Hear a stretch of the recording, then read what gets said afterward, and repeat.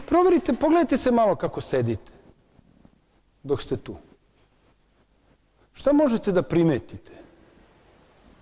Da imamo dosta savijenih ruku, prekrštenih ovako, ili na grudima, ili ukrštenih ovako, ili u krilu ovako.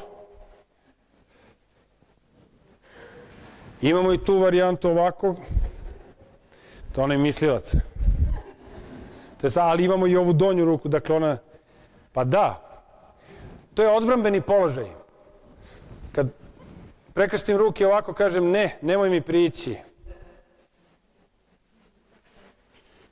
Odbijam komunikaciju. Zašto? Zato što štitim svoj život. Gde je život? Tu. Znam, ali došao vam je klijent koji hoće da potroši 50.000 evra da zakupi sobe i banket sale jer ima neki kongres. I vi kažete, da, izvolite, samo uđite slobodno. Kaže, znaš ti idem u drugi hotel.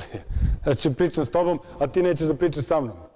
Donosam ti 50.000 evra, a ti nećeš sa mnom razgovaraš. Beži, bre.